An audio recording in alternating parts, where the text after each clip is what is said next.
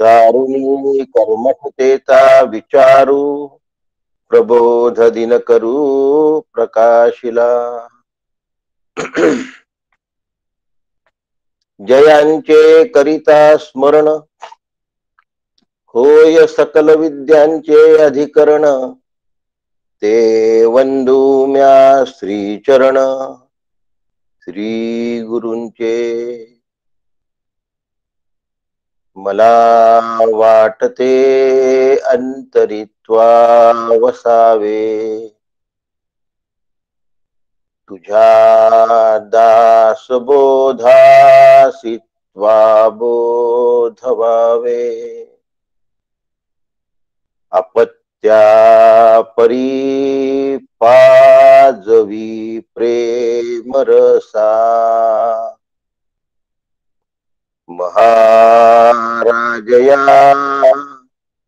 सद्गुरु रामदासा जय जय रघुवीर समर्थ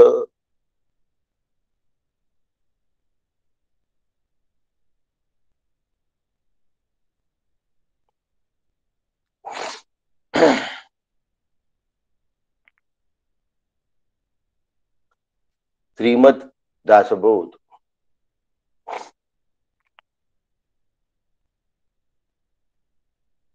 या महान ग्रंथाच्या अभ्यासाला आपण प्रारंभ करतोय. या दासबोधातले काही समास मी घेणार आहे आणि काही समास आपल्याला घरी करायचे आहेत. आठवड्यातून एकदा काळ खूप जाईल आणि तो पूर्ण होण्याच्या दृष्टीने काही समास आपण आणि काही समास मी असं मिळून आपण दासबोध पूर्ण करूया. अस्थायी स्वरूपात आहे. बाहेर गावाला जेव्हा मला प्रवचनांना जावं लागेल त्यावेळेलाही याची कंटिन्युटी मेंटेन करणं कसं शक्य आहे हे समर्थच बघतील.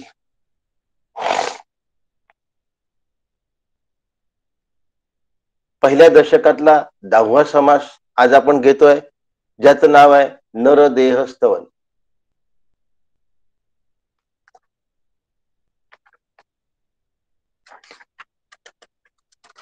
सगळ्यात पहिल्यांदा गोष्ट अशी आहे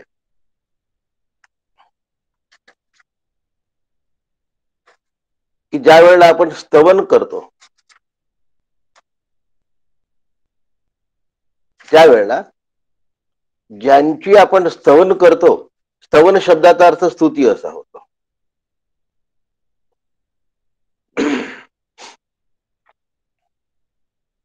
ज्यांची आपण स्तुती करतो त्यांच्या मोठेपणा आपण पहिल्यांदा मान्य केलेला असतो, ऍक्सेप्ट केलेला असतो. त्यांच्या मोठेपणाला आम्ही स्वीकारलेलं असतं.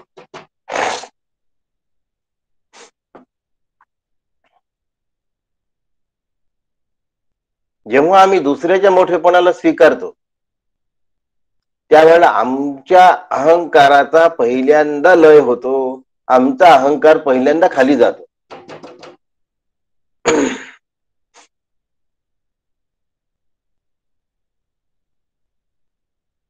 आपल्या अहंकाराची लयाची सोय आहे स्तवन.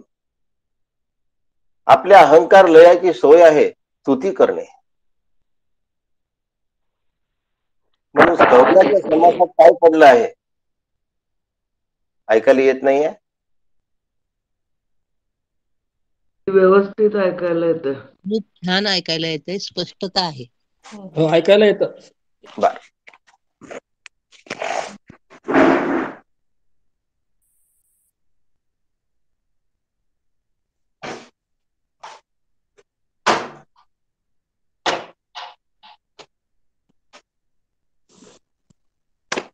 काही जणांचं म्हणणं आहे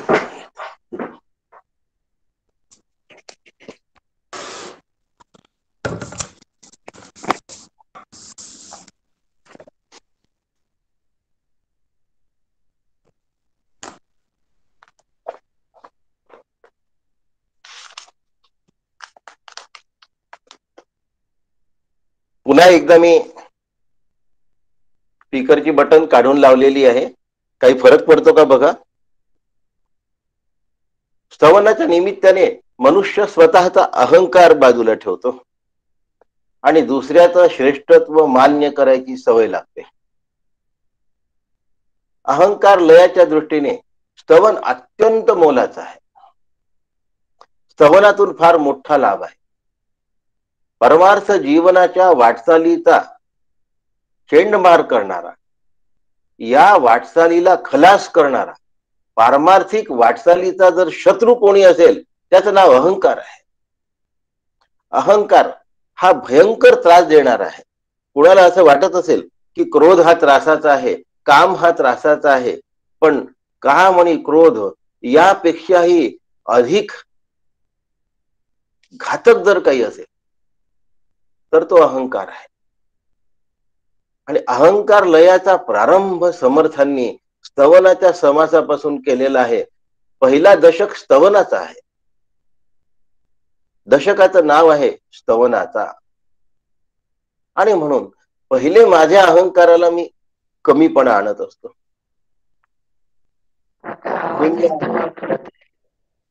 नाही, आता तुम्ही एक्झिट व्हा आणि जॉईन व्हा. बाकी सगळ्यांना आवाज येतोय मघापासनं. पद्माताई, आपण एक्झिट व्हा आणि जॉईन व्हा. बाकी सगळ्यांना आवाज येतोय. अहंकाराच्या दृष्टीने स्तवनाचा फार मोठा लाभ आहे.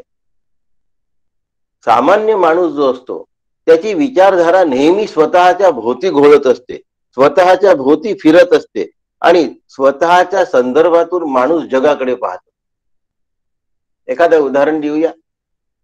मी एखाद्या ठिकाणी ट्रिपला जाऊन आलो आणि समजा मी ट्रिपला जाऊन आलो, मी काय सांगतो? मी तिथे गेल्याबरोबर त्या पुजाऱ्यांनी मला म्हटलं की तुम्ही थोडा वेळ थांबा इथे, तुमचा भाव खूप छान आहे. एखाद्या ठिकाणी जेवायला गेलो तर तो म्हणतो इतके चांगले कस्टमर आम्हाला मिळत नाही. म्हणजे माणूस सगळं स्वतःच्या भोवती घोटमळतो, स्वतःच्या भोवती सगळं जग घोटाळत पिंगा घालत ठेवतो. हे अहंकाराचं लक्षण. आणि आमच्या हे लक्षात येत नाही की माझा अहंकार कुठे आहे. मी जर नोकरी करणारा असेल तर मला वाटतं की मी आलो की माझे साहेब खुश होतात. साहेब म्हणतात बरं झालं, आता तुम्ही आले ना, आता काम कसं व्यवस्थित होईल. म्हणजे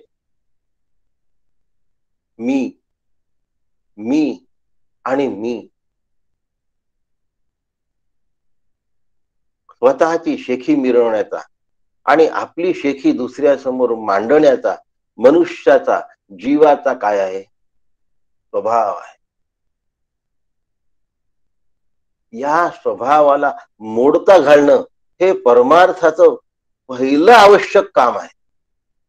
आणि समर्थांनी तिथेच कुऱ्हाड मारली आहे. आणि म्हणून स्तवनाचा दशक, 10च्या 10 समास समर्थांनी स्तवनावर लिहिले.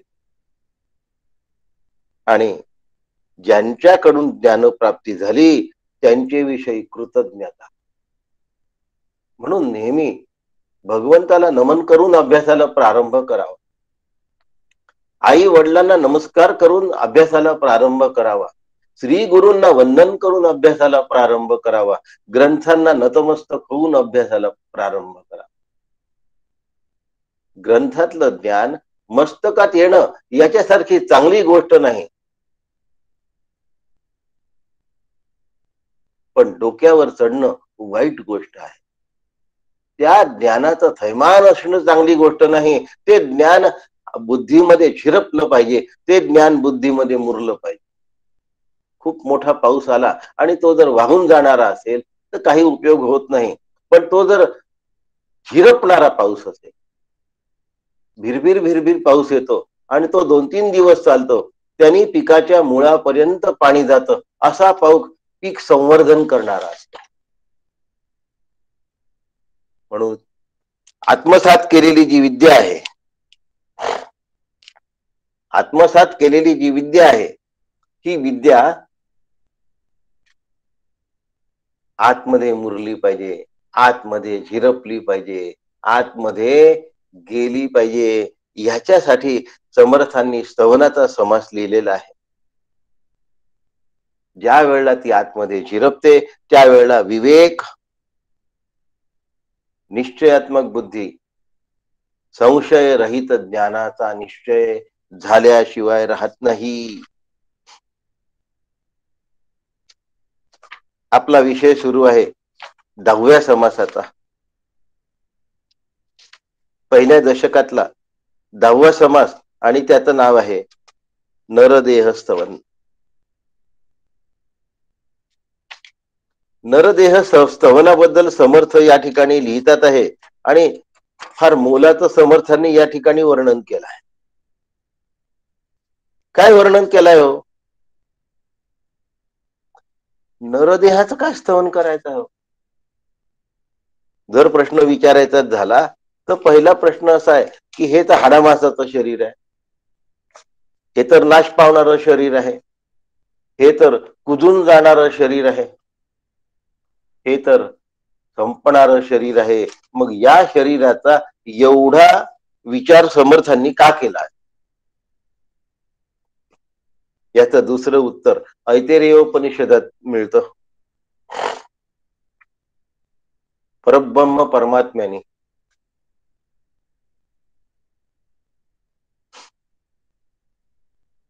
$79,99,999 योनी तयार केल्या आणि प्रत्येक शरीरामध्ये देवतांना प्रवेश करायला सांगितला आणि देवतांनी ते शरीर नापास केलं. चला, हा देह कसा वाटतो तुम्हाला? पशूंचा देह कसा वाटतो? पक्ष्यांचा देह कसा वाटतो? सरपटणाऱ्या प्राण्यांचा देह कसा वाटतो? उडणाऱ्या प्राण्यांचा देह कसा वाटतो? धावणाऱ्या प्राण्यांचा देह कसा वाटतो? पोहणाऱ्या प्राण्यांचा देह कसा वाटतो? चालणाऱ्या प्राण्यांचा देह कसा वाटतो?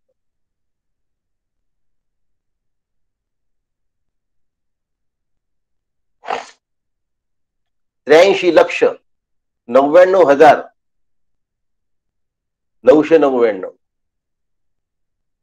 मग माझा आकडा बदलला होता.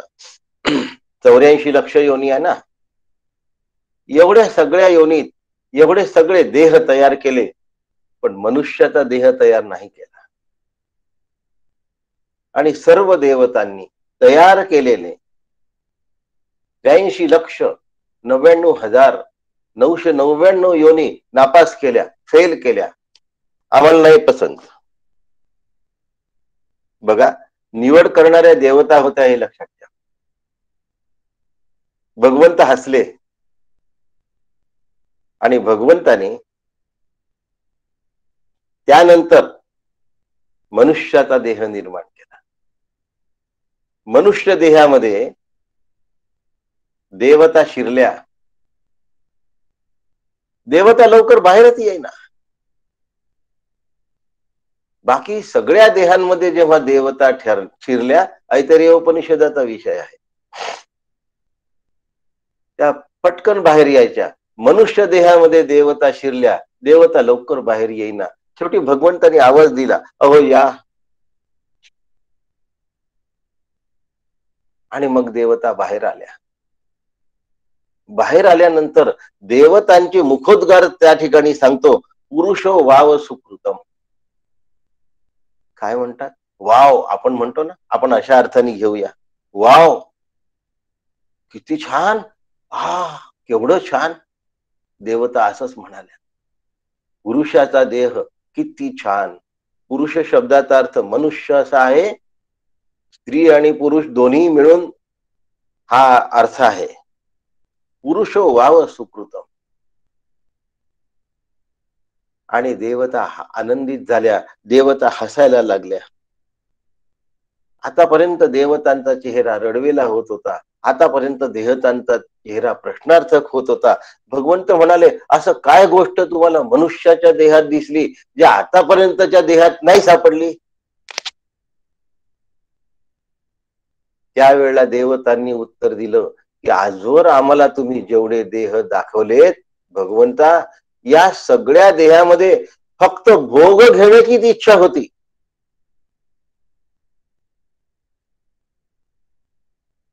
त्याग करून स्वतःला ओळखण्याची व्यवस्था फक्त आणि फक्त मनुष्य देहामध्ये. आणि म्हणून मी भगवंत आहे, मी राम आहे, हे जाणण्याची व्यवस्था जर कुठे असेल तर मनुष्य देहामध्ये आहे. आणि अशी व्यवस्था आपल्यासाठी सोपी जर कोणी करून ठेवली असेल तर ती समर्थांनी दासबोधात करून ठेवली. म्हणून श्रीमद दासबोध नेहमी लक्षात ठेवा. एक गोष्ट माझ्या सांगण्यात पुष्कळदा येत असते, ती अशी की ज्या गोष्टींकडून आपल्याला काही आत्मसात करायचं आहे, पहिले तिथे माझी श्रद्धा असली पाहिजे. तकलादू आणि फालतू प्रश्न अंतःकरणात येता उपयोगी नाही. भगवान म्हणाले म्हणजे भगवान म्हणालेच. भगवंतानी हे परम कल्याणासाठी सांगितलं आहे म्हणजे या वाक्यातून माझं परम कल्याणच होणार आहे. ज्ञानेशो भगवान विष्णू, विष्णूचं स्वरूप साक्षात माऊली आहे. आणि समर्थ रामराय आहे. समर्थ सांगतात आहे याचा अर्थ रामरायाचं सामर्थ्य बोलत आहे. समर्थ सांगतात आहे याचा अर्थ रामराया बोलत आहे.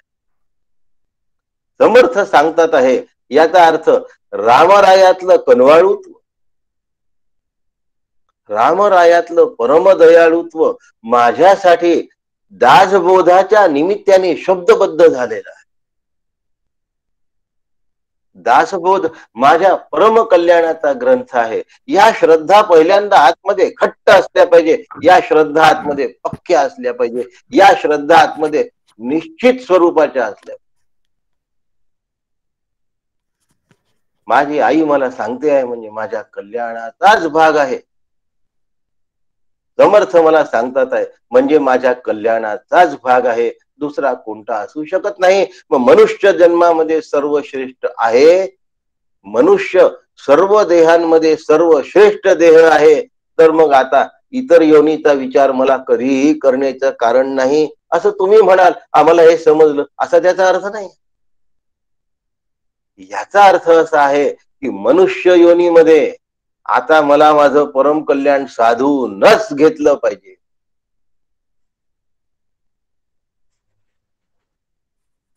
थोडासा दृष्टांत वेगळ्या प्रकारचा आहे, वाईट प्रकारचा आहे, पण देऊन देतो. काही नेते लोक लोकसभेमध्ये निवडून जातात आणि निवडून गेल्यानंतर त्यांना असं वाटतं की यानंतर पुन्हा आपल्याला कधी निवडणुकीला उभं राहावं लागेल की नाही, राहायला मिळेल की नाही माहिती नाही, आणि मिळालं तर निवडून येईल की नाही माहित नाही. या 5 वर्षात जितकं श्रीमंत होता येईल तेवढं होऊन घ्या, की पुन्हा आपल्याला कधी तिकीट मिळालंही नाही तरी सुद्धा आपल्याला पुढे कधीही चिंता राहणार नाही. ते तेवढे श्रीमंत होऊन घेतात, स्वतःची तशी व्यवस्था करून घेतात. दृष्टांत इथे संपला आहे. आपल्याला याच्यातनं चांगलं तेवढं घ्यायचं आहे आणि ते असं आहे की आपल्याला मनुष्य जन्म मिळाला आहे, मनुष्य देह प्राप्त, सुदृढ मनुष्याचा देह प्राप्त झालेला आहे. सुदृढ देह प्राप्त होणं हे परमभाग्याचं लक्षण आहे, लक्षात ठेवा.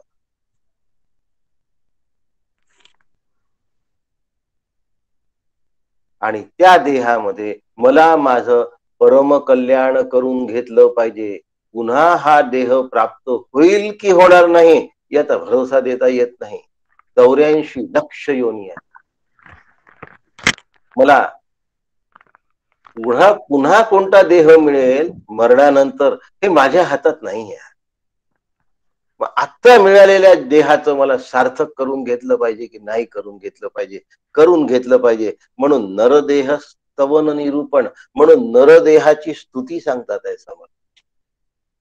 कोणत्याही गोष्टीची स्तुती करायची असली की त्या गोष्टीची निंदा सुद्धा काही प्रमाणामध्ये तिथे येतेच. निंदा केल्याशिवाय, निंदा असल्याशिवाय स्तुतीचं महत्व नाही कळत. नुसतं धन्य धन्य हा नरदेह जो कीजे परमार्थ लाहो तो पावे सिद्धी.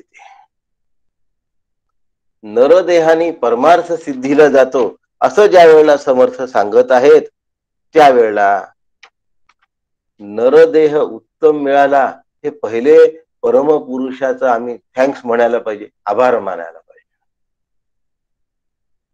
का बरं?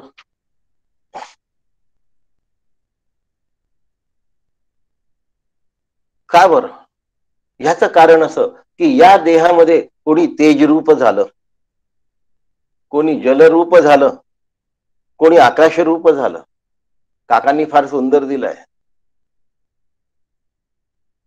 तेजरूप झालं मुक्ताबाईचं उदाहरण दिलं, जलरूप झालं नाथ महाराजांचं उदाहरण दिलं. नाथ महाराजांचा देह सापडला नाही बरं.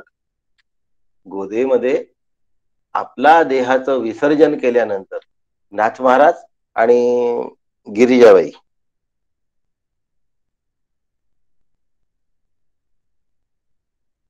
यांनी आपला देह विसर्जित केला. मी त्या ठिकाणाला जाऊन आलो. माझ्या वडिलांनी मला नेलं होतं. 3 पिढ्यांपासून नाद भागवत माझ्या घरात रोज चालू असतं. 3 पिढ्या झाल्या मला ठाऊक असलेलं, आधीच मला ठाऊक नाही. 3 पिढ्यांपर्यंत माझ्या वडिलांपर्यंत अव्याहतपणे नाद भागवत. नाथांच्या समाधीला वडील मला घेऊन गेले. डोळे पाणावले होते, वडील भारावलेले होते. नाथ महाराजांची शांतता आणि माझ्या वडिलांची शांतता सारखी होती. आयुष्यात कधीही चिडले नाहीत माझे वडील.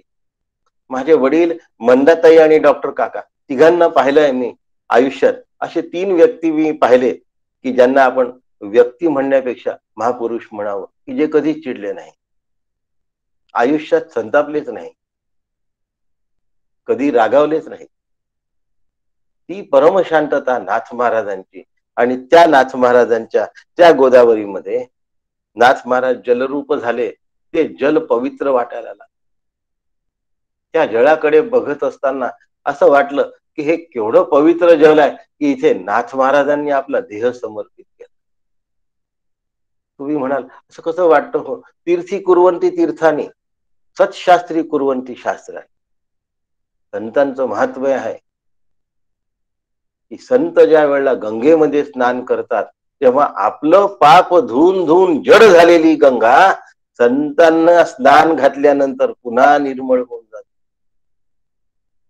शास्त्राचा जो अभ्यास आपण करतो ते शास्त्र जर संतांनी ग्रथित केलं असेल, लिहिलं असेल, त्यानंतर ते शास्त्र माझ्या डोक्यात चढत नाही, माझ्या डोक्यात थांबतो, मूर्त. तीर्थी कुर्वंती तीर्थानी, सत्शास्त्री कुर्वंती शास्त्रानी. कोण म्हणत आहे? देवर्षी नारद म्हणतात आहे भक्तिसूत्रात. एकाच वेळी अनेक रूप धारण करता येतात. बघता बघता गुप्त होता येतं, समुद्रावर चालता येतं, वाघावर बसता येतं चांगदेव महाराज, भिंत चालवता येते ज्ञानदेव महाराज, मेलेले लोकांना जिवंत करतायत. आता मेलेले लोक जिवंत करणं ही फार दुर्मिळ गोष्ट आहे, पण याच्यात नाव कोणाचं होतं? समर्थांचं. तुम्ही म्हणाल शुक्राचार्यांचं पण नाव होतं. शुक्राचार्यांचं नाव आदराने घेतलं जात नाही, कारण त्यांनी राक्षसांना जिवंत करण्याचा प्रयत्न केला. समर्थांनी सामर्थ्याचं प्रतिपादन केलं, जीवाचं कल्याण केलं. एकदा मृतकाला उठवलं आहे, एकदा चिमण्यांना उडवलं आहे. मृतक चिमण्यांना उडवलेला आहे. क्षुद्र सिद्धीच्या मागे समर्थ कधी लागलेले नाही. अनेक प्रकारच्या सिद्धी सुद्धा या नरदेहामध्ये प्राप्त होतात. त्याला वाचा सिद्धी असं म्हणतात. अनेक प्रकारच्या बाकी सिद्धींचं सुद्धा इथे वर्णन आहे. वेळेअभावी मी सगळ्या ओव्या घेणार नाही, पण गोषवार सोडणार नाहीये. म्हणून शूद्र सिद्धीच्या मागे लागू नये. सिद्धी हा परमार्थ मार्गामधला मोठा धोंड आहे. परमार्थाची प्रगतीच थांबते ज्यांनी सिद्धी अंगीकारली.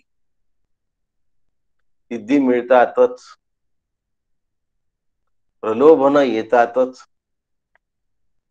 वैराग्य त्यालाच म्हणतात जो प्रलोभनाला काय करतो, बाजूला सारतो. आणि अशा पद्धतीने मनुष्याचा देह मिळाला की झालं काम.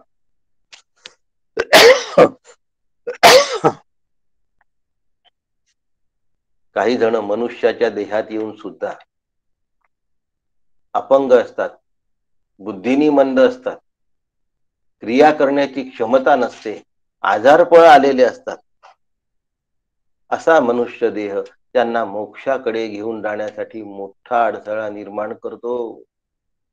त्यामुळे आरोग्य संपन्न मनुष्य देह प्राप्त झाला हे भगवंताचे शतशः आभार माना. प्रारब्धानुसार ते आपलं पूर्व प्रारब्ध जरी असलं, संचितातून जरी आलेलं असलं, तरी त्या गोष्टी भगवंतानी एकत्र करून प्रारब्ध रूपाने आपल्यामध्ये ठेवलेल्या आहेत. म्हणून लक्षात ठेवावं की धडधाकट देह दिलाय. आडनाव भले लुले देव, पण देह धडधाकट दिलाय. देह शक्ती संपन्न दिलाय. विचार आणि विवेक करण्याची शक्ती दिली. भगवद्गीतेमध्ये अथवा योगिनामेव कुले भवती धीमताम, त्या देहाला कमी महत्व दिलं आहे. पण कुले भवती धीमताम, बुद्धिमान विवेकयुक्त जे कुल आहे, जिथे विचाराने विवेकाने आचरण होतं, असं कुल सर्वश्रेष्ठ कुल मानलाय. म्हणून श्रुचिनाम श्रीमताम गेहे, ह्यापेक्षा अथवा योगिनामेव कुले भवती धीमताम हा दुसऱ्या प्रकारचा सर्वोत्कृष्ट नरदेह लाभलेला जन्म आहे, ज्यामध्ये प्रत्येक क्षणाला विवेकाचा वापर करण्याची त्या घरामध्ये सवय आहे. आणि तीच सवय त्याला लहानपणापासून जडते आणि मग तो सगळ्या ठिकाणी तो विवेक वापरतो. त्याचं पतन होत नाही, त्याची घसरण होत नाही, त्याचा मार्ग चुकत नाही, म्हणजे तो पथभ्रष्ट होत नाही. मनुष्य देह हा अत्यंत उपकारक आहे. या देहाने भक्ती मार्गाला लागता येतं. कित्येक जणांनी वैराग्याचा परिपोष, काय समर्थांचं वैराग्य होतं. 9 दिवस रामाचा उत्सव चालत असे. दास डोंगरी राहतो आणि उत्सव देवाचा पाहतो. पण समर्थ त्या उत्सवामध्ये पूर्णपणे असून नसायचे. देहानी डोंगरामध्ये रामघळ पाहिली असाल तुम्ही. शिवथर घळीच्या जवळ 2 मजली घळ आहे, तिचं नाव रामघळ आहे. मी जाऊन आलो आहे तिथे. दुसऱ्या मजल्यावर एका छोट्याशा जागेतून वरती जावं लागतं, तिथे जाऊन आलो आहे. रामघळ पाहून आलो. त्या रामघळीतून चाफळचा उत्सवाकडे समर्थ लक्ष देत असत. आणि जेव्हा शेकोटी पेटवल्या जायची, त्याला त्रिपूर म्हणतात. आजकाल त्रिपूर समजत नाही. आणि तो जो दिसणारा प्रज्वलित होणारा अग्नी आहे, तो पाहून दुसऱ्या दिवशी समर्थ त्या ठिकाणून निघत असत प्रवासाला आणि चाफळला येत असत. तो समर्थांच्या येण्याचा संकेत असे.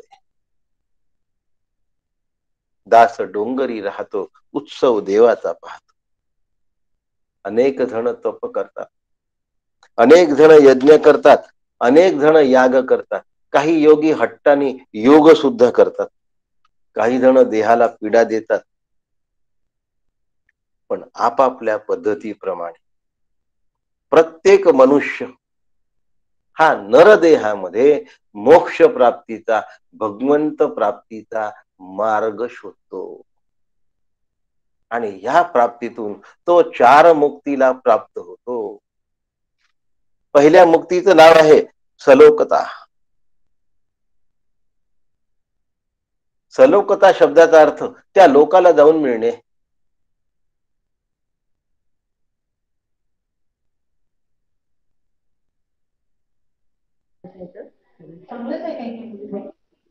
सलोकता शब्दाचा अर्थ त्या लोकाला जाऊन मिळणे असा होतो. अच्छा, निवडून आला आणि निवडून? खासदार झाला. निवडून आला आणि खासदार झाला. आता तो सांसद म्हणून जाऊन पोहोचला. सलोकता सांसद या लोकांमध्ये जाऊन पोहोचला. तो सामान्य माणसासारखा नाही. त्या लोकांमध्ये त्याला वावरता येतं, त्या लोकांमध्ये त्याला जाता येतं, त्या लोकांमध्ये त्याला राहता येतं, संसदेमध्ये त्याला प्रवेश मिळतो. याला सलोकता असं. दुसरं समीपता. आता त्याला मोठमोठ्या नेत्यांच्या जवळ जाता येतं. इथे भगवंताच्या जवळ जाणे. भगवंताचा लोक ज्याला देवलोक असं म्हणतात, कुणी त्याला वैकुंठ असं म्हणतात, कुणी त्याला कैलास असं म्हणतात, कोणी पित्यांनाच देव मानतं म्हणून पितृलोकही असं म्हणतात. म्हणून सलोकता नंतर समीपता. त्या लोकाला जाऊन राहिल्यानंतर त्यांच्या जवळ जाऊन राहणे याला समीपता असं म्हणतात. तिसरं स्वरूपता. स शब्दाचा अर्थ सारखा असा होतो आणि रूपता शब्दाचा अर्थ रूप असा होतो. म्हणजे भगवंताचं रूपासारखा तो दिसायला लागतो, तो भगवंतासारखा दिसायला लागतो. त्याला स्वरूपता असं म्हणतात. काकांनी ईश्वर रूपाशी ऐक्य असं म्हटलं आहे, स्वरूपाशी म्हटलं नाही, लक्षात ठेवा. काकांनी जेव्हा त्याचा अर्थ केला आहे तेव्हा ईश्वराच्या रूपाशी ऐक्य असं काकांच्या दासबोधामध्ये आहे. आणि चौथा आहे सायुज्यता. युजती म्हणजे मिळणे, भगवंताशी ऐक्य पावणे, एकरूप होणे. आता हा भगवत रूप झाला. मनुष्य देहाचं परमोच्च साध्य जर काही असेल तर रामरूप होणे हे परमोच्च साध्य आहे. जीवानी ब्रह्मरूप होणे हे परमोच्च साध्य आहे. भक्तानी भगवंत रूप होणे हे परमोच्च साध्य आहे. विभक्त नोहे तो भक्त.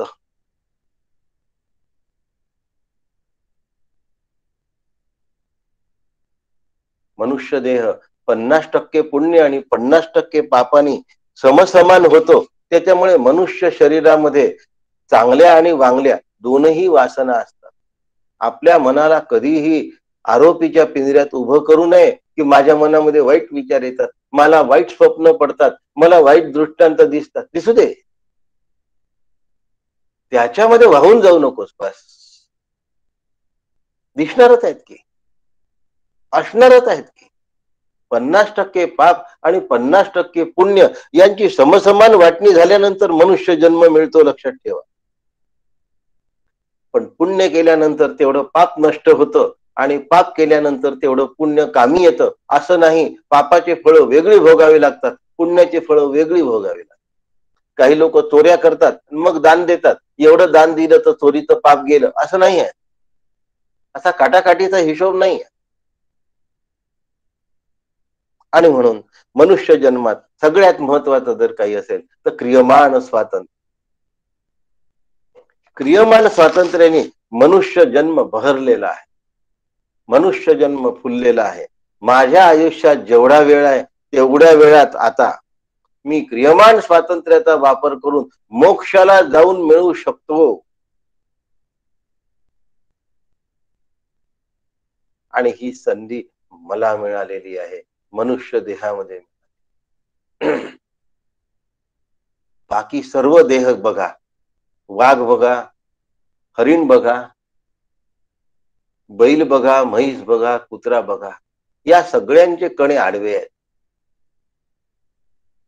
मनुष्य उभा आहे आणि मनुष्य हा एकमेव प्राणी उभा आहे. आणि म्हणून आडवे कणे असणाऱ्या सगळ्या प्राण्यांना माती दिल्या जाते, गाडल्या जातं. उभा कणा असलेला फक्त मनुष्य आहे ज्याचा 10 संस्कार होतो. शास्त्रांनी सुद्धा तिथे विभागणी केलेली. मनुष्या व्यतिरिक्त कुठल्याही देहाचा 10 संस्कार केल्या जात नाही. एवढं शास्त्र मनुष्य देहाचं वर्णन करत असताना सुद्धा त्या मनुष्य देहाचा जर मी फायदा घेतला नाही आणि जगत कारण ब्रह्म जर मी जाणून घेतलं नाही तर मनुष्य देहामध्ये माझी झालेली रवानगी फुकट होईल. समजा कोणी आपल्याला एक उत्तम महागडी दुर्बीण दिली, जंगलामध्ये आहोत, फिरतो आहोत आणि आपल्याला महागडी दुर्बीण आपल्याला मिळालेली आहे, ती आपल्या सोबत आहे. त्या दुर्बिणीने जर आपण दूरचं पाहून श्वापद कुठे आहे याचा अंदाज जर घेतला नाही तर ती दुर्बीण एक खेळणं झालं हो. तसं मनुष्य देह हे खेळणं नव्हे, मनुष्य जन्म हा सायोज्य मुक्तीची व्यवस्था आहे. आणि ह्यामुळे मनुष्य देहाचं गुणगान केलं आहे म्हणून नरदेह स्तवन हा समास आहे. काही ठिकाणी संतांनी नरदेहाचं अत्यंत घाणेरडं आणि घृणास्पद वर्णन केलं आहे, ते देहासक्ती निर्माण होऊ नये म्हणून. डोळ्यातनं चिपड निघतो, नाकातनं शेंबूड निघतो, कानातनं मळ निघतो, तोंडातनं लाळ जाते. मल आणि मूत्र सारख्या घाणेरड्या वस्तू या शरीरामध्ये निर्मिती होतात. अशा प्रकारचं ते जे वर्णन आहे ते देहासक्ती राहू नये म्हणून आहे. दुसऱ्याच्या देहाची आसक्ती आपल्याला वाटू नये आणि स्वदेहाची आसक्ती सुद्धा वाटू नये. देहासक्तीमध्ये अडकण्यासारखा दैव दुर्विलास कोणताच नाही. जी गोष्ट जेवढी गोंडस दिसते ती तितकीच घृणास्पद आहे. संतांनी जेवढं वर्णन केलं त्यात एक वर्णनाची मी आणखीन भर घालून देतो. ज्या वेळेला शरीराचं विच्छेदन म्हणजे ऑपरेशन केल्या जातं त्यावेळेला वरून गोंड दिसणारं शरीर आतमध्ये घाणेरडं असतं. पोट फाडून बघा आणि आतमधले अवयव पाहिले तर नको वाटतं. इतकं शरीर खराब आहे. वरची पोतडीच फक्त गोंडस आकाराची आणि रंगाची दिली आहे, आतमधलं शरीर अत्यंत घाण आहे.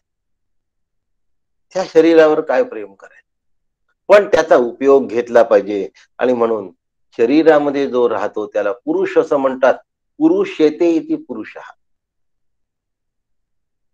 म्हणून पुरु नावाची जी नगरी आहे म्हणजे शरीर आहे तिला 9 द्वार आहे, तिला 9 छिद्र आहे आणि त्यामध्ये जो राहतो चैतन्य त्याला पुरुष असं म्हणतात.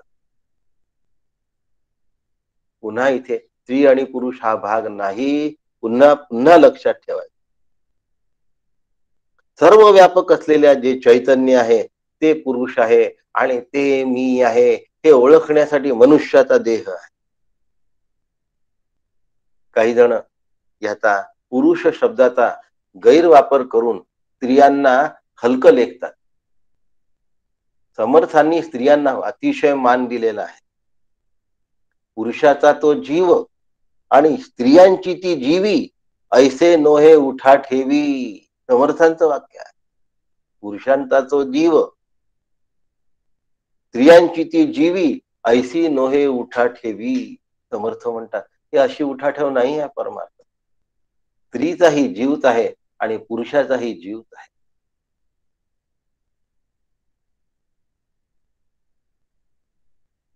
काही प्रमाणात प्रत्येक देहामध्ये काही ना काही न्यूनता असते आणि ही न्यूनता ऍक्सेप्ट केली पाहिजे. बरोबरीचं नातं सगळ्या ठिकाणी नुसतं मिरवत राहणे म्हणजे काही स्वतः अग्रेसर झाला असा त्याचा अर्थ होत नाही.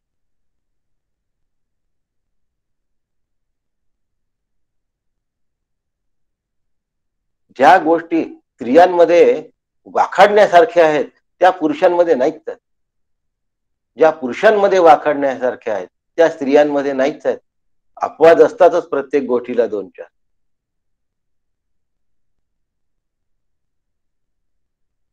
या ठिकाणून त्या ठिकाणी पोतं घेऊन जायला सांगा.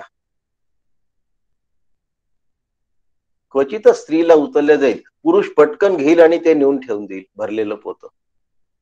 पण त्या पुरुषाला स्वेटरचा एक एक टाका विणायला सांगा, तो कंटाळून जाईल. तो 2-3 दिवसात म्हणेल नको बा ते स्वेटर, आणि त्याच्यापेक्षा मी थंडी सहन करेल, पण तो टाका नाही विणू शकत. नाहीये त्याच्यामध्ये ती चिकाटी,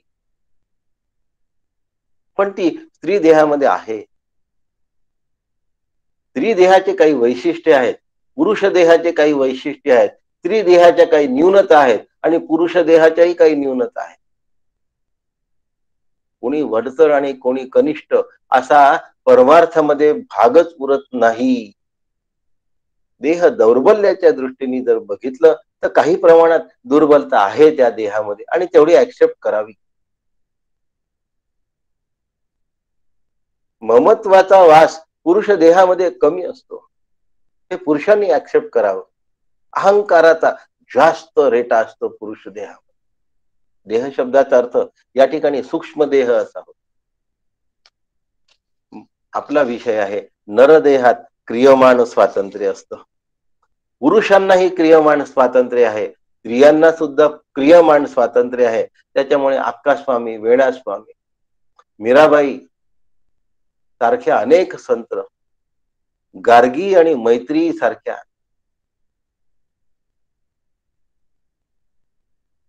ऋषी पत्नी,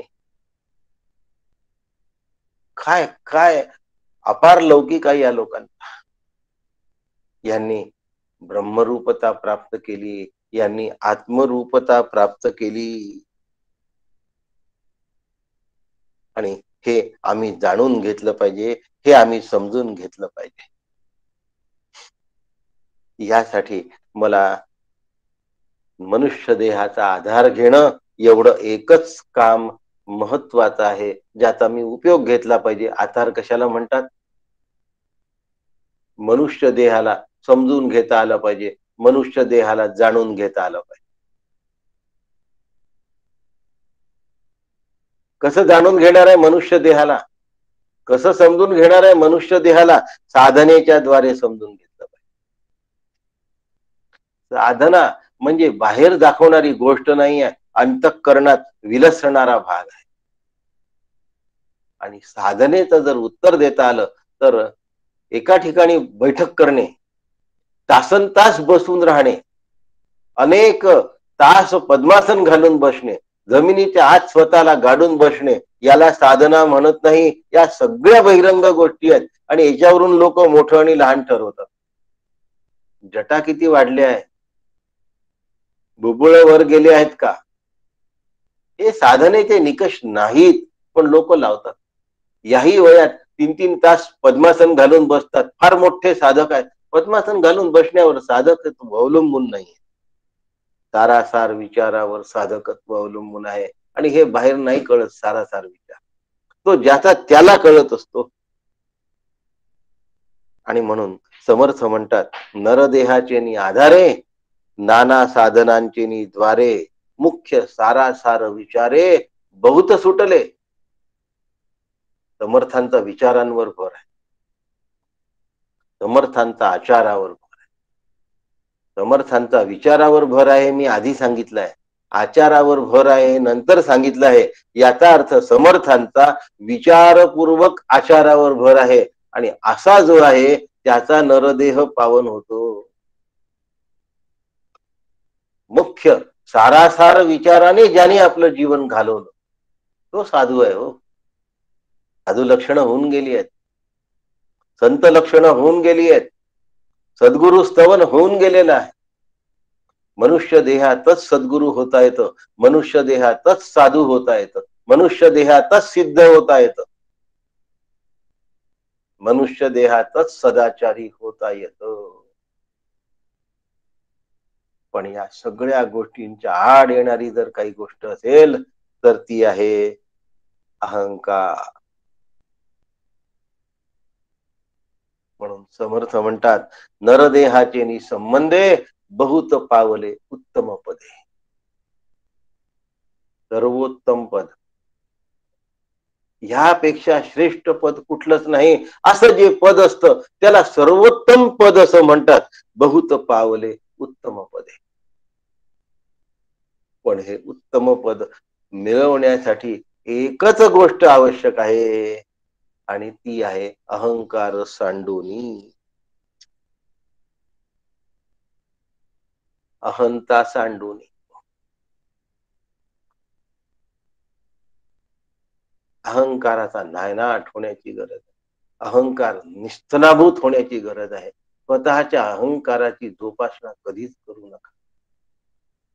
माझ्यासारखा डॉक्टर कुणी नाही, माझ्यासारखं स्वयंपाक करणारी कुणी नाही, माझ्यासारखं दिसणारा कोणी नाही, माझ्यासारखा बोलणारा कोणी नाही, माझ्यासारखा धनवान कोणी नाही, माझ्यासारखा आरोग्यवान कोणी नाही, वगैरे वगैरे.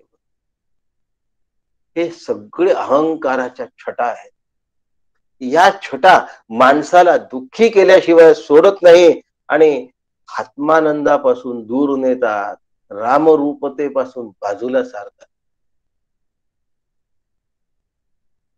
आणि स्वानंद हरवून बसतो. माझा स्वानंद मला प्राप्त झाला पाहिजे, माझा परमानंद मला प्राप्त झाला पाहिजे. संसारामध्ये कधीही स्वानंद असत नाही. संसारामध्ये जो आनंद वाटतो ते सुख असतं. उत्तम पक्वान्न खायला मिळालं, आनंद झाला असं म्हणतो, सुख झालं. कडाक्याची थंडी पडलेली आहे, स्वेटर्स घालायला मिळाले, आनंद झाला असं म्हणतो, सुख झालं.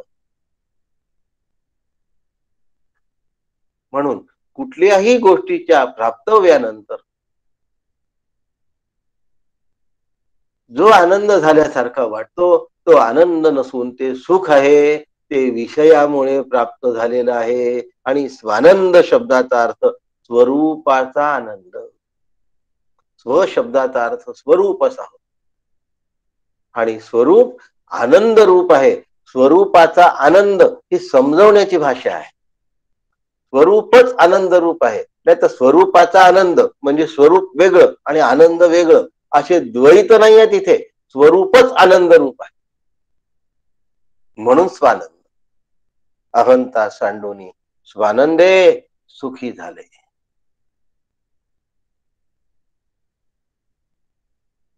ह्या आनंदामध्ये दिवसभर घालवता येईल की नाही हो? नरदेहात घालवता येईल, दुसऱ्या देहात नाही घालवता येईल. दुसऱ्या देहात नाही घालवता येईल. हत्तीसारखा मोठा देह मिळतो, त्यांना रोज काही टन हिरवा चारा खावा लागतो.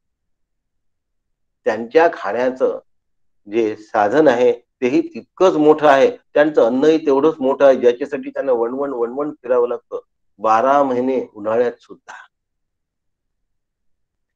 दिसायला बाहेरून सगळं गोड दिसतं, पण पशु पक्षी आणि प्राणी यांच्या देहात अतोनात यातना, अतोनात यातना. डास चावला तर आपण मच्छरदाणी लावू शकतो, आपण मॉस्किटो ट्यूब लावू शकतो. प्राण्यांना अशी व्यवस्था नाही आहे. तहान लागल्यानंतर पाण्याकडे जायचं आणि तिथे जर हिंस्त्र श्वापद बसली असतील तर त्यांना तहानेला उभं राहावं लागतं दूर. हे हिंस्त्र श्वापद निघून जाईपर्यंत त्यांना दूर उभं राहावं लागतं, पण त्यांना पाणी नाही पिता येत. त्यानंतर घसा कोरडा झालेली तहान असताना जर पाणी प्यायला गेलं तर पाण्यात असलेल्या मगरी सुद्धा त्यांचा खात्मा करून टाकतात. साधं पाणी पिणं सुद्धा त्यांना सुरक्षित नाही आहे. प्राण्यांचा जन्म अत्यंत त्रासदायक आहे. मनुष्याच्या जन्मासारखा सुखकर जन्म कुठलाच नाही लक्षात. आणि हा सुखकर याच्यासाठी आहे की या जन्मातून परमसुख प्राप्त करता येतं. या दृष्टीने सुखकर म्हणतो.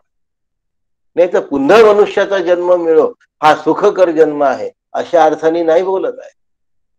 ह्या जन्मातून मी जन्म मृत्यूच्या चक्रातून सुटता येतं म्हणून सुख करायला लक्षात. मनुष्याचा जन्म जेवढा झिजवून सत्कारणी लावू तेवढं कल्याण आहे. आणि मानवाच्या शरीरातच ऊर्ध्वगती मिळवण्याची व्यवस्था आहे. नरदेव देही येऊनी सकळ उदरागती पावले केवळ. येथ संशयाचे मूळ खंडोनी गेले. एकच संशय आहे. संशय शब्दाचा अर्थ शंका असा होतो. संशय शब्दाचा अर्थ खात्री नसणे असा होतो. संशय एकच आहे, मी खरंच ब्रह्म आहे का? मी खरंच परमेश्वर आहे का? रामरूप म्हटलं तर आम्हाला एकदम कसतरी वाटतं. केवढे मोठे राम, केवढे पवित्र राम, आणि मी कसा? आत्मा जेवढा पवित्र आहे तेवढाच जीव पवित्र आहे. हा जीव देहादी इंद्रिय आणि विषयांना आपलं म्हणत असल्यामुळे अपवित्र झाला आहे. वस्तुतः आत्म्याची तो छबी आहे, तो चित स्वरूपाचा आभास आहे. आभास नेहमी स्वच्छ असतो. सूर्यापासून येणारं किरण नेहमी स्वच्छ असतं, कधी मलिन नसतं. लक्षात. मलिन आणि घाणेरड्या वस्तूवर ते किरण पडल्यानंतर ते मलिन आहे असं आपल्याला वाटतं, पण सूर्यापासून आलेलं किरण स्वच्छच असतं. कुटस्थापासून आलेला जो आभास आहे, ज्याला छाया असं म्हणा, ज्याला प्रकाश असं म्हणू, ज्याला भास असं म्हणू, तो चिदाभास स्वच्छच आहे. आणि तो कोणत्याही क्षणी सूर्यरूप होतो, सूर्यास्त होतो आणि किरण राहून गेले असं होत. तसं चिदाभास आत्मरूप होतो, भक्त भगवंत रूप होतो, आणि म्हणून ऊर्ध्व गती याला म्हणतात. अशी गती पशुच्या देहात नाही, म्हणून नरदेह श्रेष्ठ आहे. नरदेह सगळ्या देहांमध्ये वरिष्ठ आहे. नरदेहामध्ये यमयातना चुकवण्याचं व्यवस्था आहे. एवढ्या मोठ्या दर्जाचा नरदेह आहे माझा देह आहे, याचं मोल नाही कळलं. लहानपणी आम्ही एक कथा ऐकत होतो. एक लंगडा माणूस होता आणि तो भिक्षा मागत होता, देवा काहीतरी द्या. मला काही देवानी दिलं नाही, देवानी माझ्यावर अवकृपा केली. राजाला वाईट वाटलं त्याचं हे ऐकून. भीक मागण्याची ही पद्धत नाही देवाला नावं ठेवण्याची, ही पद्धत नव्हती देवाला नावं ठेवण्याची. राजाने मंत्र्याला पाठवलं, जा. मंत्री त्याला म्हणाला, अरे तुझ्याकडे पैसा अडका नाही म्हणून तू भीक मागतोयस ना? म्हणे हो. मग तुझा एक डोळा दे, एवढे पैसे देतो. 2 डोळ्या दे, चौपट पैसे देतो. एक डोळा दिला 1 लाख रुपये देईल, आणि 2 डोळे दिले तर याच्या चौपट म्हणजे 4 अधिक 1 5 लाख रुपये देतो. हे 5 लाख रुपये घेऊन दोन्ही डोळे देऊन टाक. तो म्हणला, नाही नाही नाही, मी दोन्ही डोळे दिले तर कसं चालेल, कसं जाईल, कसं येईल? घेऊन गेला. तुला पैसे नव्हते, तुझ्याजवळ अडचण आहे, देवाने तुझ्यावर काय कृपा केली आहे, देवाने तुला अगदी बाजूला टाकलेलं आहे, देवाला तू खूप नावं ठेवतोयस. तो म्हणला, नाही, मला आज कळलं माझ्या देहाचं काय महत्व. 2 डोळ्याची किंमत म्हणजे देहाचं महत्व नव्हे, नरदेहाचं महत्व भगवत रूप होणे आहे. पण शाळेतली गोष्ट शाळेच्या मानसिक स्तरापर्यंत बरोबर आहे, पण आत्मरूपते करता, रामरूपते करता नरदेह योग्य आहे. आणि पुनरपि जननम पुनरपि मरणम पुनरपि जननी जठरे शयनम, या दुस्तर अशा संसारामध्ये सुसरी आणि मगरीच्या तोंडी आम्ही घास होण्यापेक्षा, पुन्हा जन्म आणि मृत्यूचं दुःख आणि यातना सहन करण्यापेक्षा ह्यातून सुटका करून घेण्याची जर गुरुकिल्ली काही असेल तर ती नरदेह आहे. आणि या नरदेहामध्ये महत्व काही असेल तर अहंकार नाश पावण्याचं महत्व आहे. आणि म्हणून या नरदेहाला अत्यंत मोलाचा ठेवा म्हणून जपला पाहिजे, आणि ह्यातून मला मोक्ष मिळवून घेतला पाहिजे.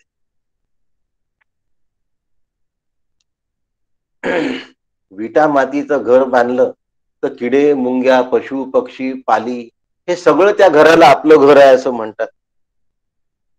त्याचप्रमाणे मनुष्याचा जो देह आहे, या देहामध्ये असलेल्या बॅक्टेरियालाही असं वाटतं की हे आपलंच आहे. डोक्यामध्ये असलेल्या उवांना असं वाटतं की हे घर माझंच आहे. शरीरामध्ये असलेल्या जंतूंना असं वाटतं की हे शरीर माझंच आहे. कीड लागल्यानंतर आतमध्ये पू तयार होतो, त्याच्यामध्ये किडे तयार होतात, त्यांना असं वाटतं की हे घर आपलंच आहे. आणि प्रत्येकाला हे घर आपलं आहे असं वाटत असतं. त्यापेक्षा या घराचं भगवंताच्या घरामध्ये रूपांतर करावं, देहाला देऊळ करावं.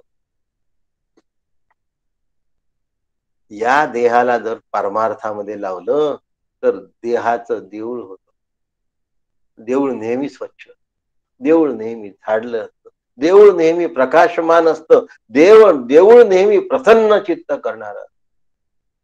माझं चित्त जर मी देवाशी संलग्न करून ठेवलं तर माझं चित्त प्रसन्न होतं आणि माझं देह देऊळ होतो.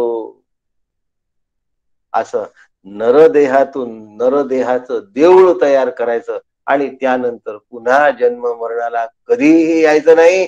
सायुज्य मुक्तीला प्राप्त व्हायचं, भगवत रूप व्हायचं. समर्थांचा आदेश आहे. त्या आदेशाचं मला पालन करता आलं पाहिजे. असं पालन करून मला मुक्त असं आपण करू शकलो पाहिजे, असं आपल्याला जुळलं पाहिजे. एवढी प्रार्थना मी तुमच्या सगळ्यांजवळ करतो आणि समर्थांपाशी प्रार्थना करतो, डॉक्टर काकांपाशी प्रार्थना करतो की आपल्या सगळ्यांचं परम कल्याण हो आणि नरदेहातून आमचं कल्याण. वाट लागली आहे खरं तर. राम चालतोय एखादा रामकृष्ण हरी काका. राम